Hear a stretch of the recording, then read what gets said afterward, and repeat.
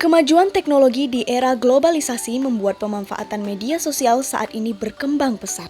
Sehingga tidak heran jika masyarakat menggunakan internet sebagai sumber informasi. Namun, karena adanya kebebasan di internet menyebabkan cukup banyak hoax tersebar dengan cepat. Hoax adalah informasi salah atau palsu yang sengaja dibuat seperti nyata agar dipercaya sebagai fakta. Adapun isu hoax berkaitan dengan sosial, politik, SARA, dan kesehatan. Dengan media penyebaran hoax, media sosial, aplikasi chat, dan laman atau situs website, serta beberapa media cetak lainnya.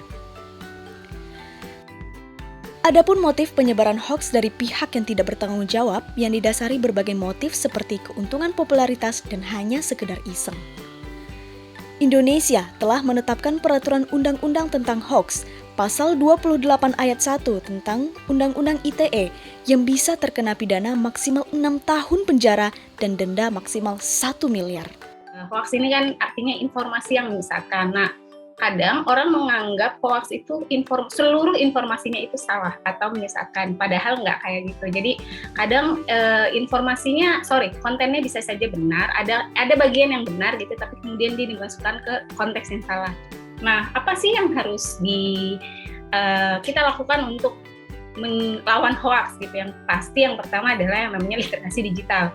Literasi digital ini bukan cuma sekedar kita bisa baca ya kan, kalau literasi kan kita literate gitu ya, kita bisa baca, bukan, tapi kita harus bisa membedakan mana sih sebenarnya kan dalam ekspresi orang di media sosial itu bisa saja sebenarnya itu pendapat tapi bukan fakta.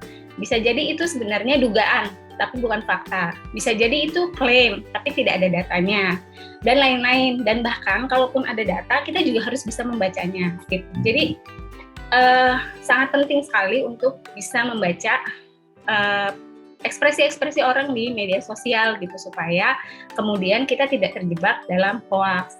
Hal yang juga penting adalah bagaimana kemudian kita menjaga diri kita dari bubble yang sama gitu, maksudnya.